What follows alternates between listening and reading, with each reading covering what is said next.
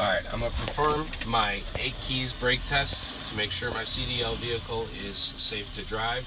First thing I'm going to do is start the vehicle up and build my pressure to operating pressure, which is 100 to 125 psi. Perform a safe start, make sure I'm in neutral, clutch to the floor, start the vehicle. Okay. Now I'm going to rev the engine up to about 1,000 RPMs, maybe slightly above that. I should build the pressure in my tanks within 45 seconds or so. I will know that the pressure is built to proper operating pressure because the governor will cut out, releasing a small burst of air from the compressor.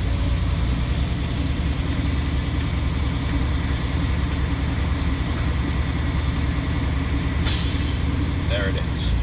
Okay. Once I'm at proper operating pressure, I'm going to turn the engine off, turn the key back on, secure the vehicle in a low gear so it does not roll, release my brakes. Once the pressure stabilizes, I'm going to start to perform my static test.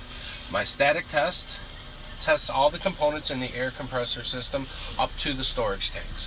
Make sure none of them are leaking. I cannot leak more than 3 psi in 1 minute. So I'm going to watch the gauge and count 0, 1 1000, 2 1000, 3 1000, 4 1000, 5 1000, all the way up to 1 minute. Once I realize that I haven't lost more than 3 psi in 1 minute in a combination vehicle, I'm going to perform my applied test. Now this test applies the brakes and tests everything in the storage system of the air system along with all the components of the air system, because you're actuating the brake calipers, or excuse me, the brake chambers, so forth and so on. So I'm going to apply the brakes. I should not lose more than 4 psi in 1 minute in a combination vehicle. I would count 1 1000, 2 1000, 3 1000, 4 1000, all the way up to 1 minute.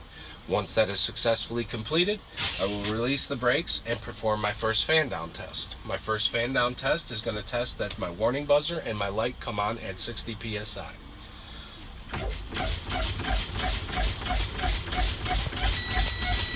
And there they are. My warning buzzer and my light have come on. It's a little higher than 60 psi, but that's okay. Now I'm going to go to my second fan down test, which are going to test that my pop out valves work correctly. Now when they do pop out at 20 to 45 psi, the trailer part should pop, or trailer brake pop out should pop out a split second before the tractor brake, and this is to prevent a jackknife. So if we would lose some air while we're driving down the road and it would come to a total system failure, the trailer brake would pop out first, preventing a jackknife of our trailer.